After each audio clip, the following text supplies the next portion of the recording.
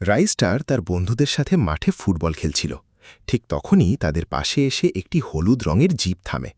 Zip থেকে বেরিয়ে আসে হোয়াইট 444। সে রাইস্টারের কাছে গিয়ে তাকে হুমকি দেয়, এই পিচ্চি, চুপচাপ আমার সাথে চল, না হলে চাটনির মতো পিষে ফেলব। রাইস্টার তাকে চ্যালেঞ্জ জানিয়ে বলে, এবে ও হাড় জিরজিরে কালো ল্যাঙ্গুর, আমরা তোর সাথে কেন যাব? এ কথা শোনামাত্রই হোয়াইট 444 এই নে বলে তার মাথায় কুড়াল দিয়ে আঘাত করে। রাইস্টার সেখানেই লুটিয়ে পড়ে। তার বাকি বন্ধুরা ভয়ে হোয়াইট 444-এর জিপে গিয়ে বসে পড়ে এবং সে তাদের কিডন্যাপ করে নিয়ে যায়। এক অলৌকিক পরিবর্তন। রাইস্টার যন্ত্রণায় ছটফট করছিল। ঠিক তখনই হঠাৎ কোথা থেকে একটি মাকড়সা এসে তাকে কামড়ে দেয়।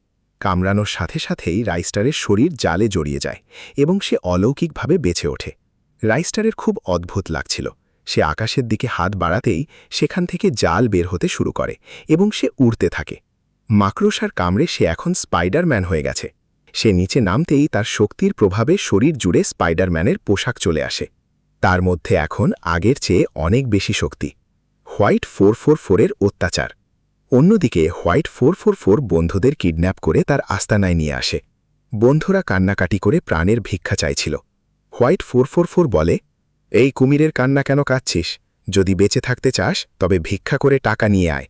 এরপর সে কুড়াল দিয়ে ওই বাচ্চাদের হাত কেটে দেয় এবং বলে, যাও, এই ভাঙা হাত দেখিয়ে মানুষের কাছে টাকা চাও। বাচ্চারা বাধ্য হয়ে তপ্ত রোদে বসে ভিক্ষা করতে থাকে। তখন জ্ঞানভাই সেখানে এসে জিজ্ঞেস করেন, কি হয়েছে বাচ্চাদের? এত ছোট বয়সে কেন ভিক্ষা করছ? তোমাদের বাবা মা কোথায়? বাচ্চারা কাঁদতে কাঁদতে মিথ্যা বলে, আমাদের বাবা মা নেই, আর অ্যাক্সিডেন্টে আমাদের হাত ভেঙে গেছে, অপারেশনের জন্য টাকা চাই। জ্ঞানভাই দয়া করে অনেক টাকা দিয়ে চলে যান। রাইস্টারের প্রতিশোধ। কয়েক ঘন্টা পর বাচ্চারা হোয়াইট 444-এর কাছে টাকা নিয়ে ফেরে। হোয়াইট 444 টাকাগুলো নিয়ে বলে, এত কম টাকা? এবার তোদের পাও কেটে ফেলব। ঠিক তখনই স্পাইডারম্যানের বেশে রাইস্টার সেখানে হাজির হয় এবং বলে, তোর অনেক হয়েছে, এবার তোর মরণ ঘনিয়ে এসেছে কালিয়া। হোয়াইট 444 হাসতে হাসতে বলে, এই বাচ্চা, 150 টাকার জামা পরে নিজেকে স্পাইডারম্যান ভাবছিস নাকি? এরপর রাইস্টার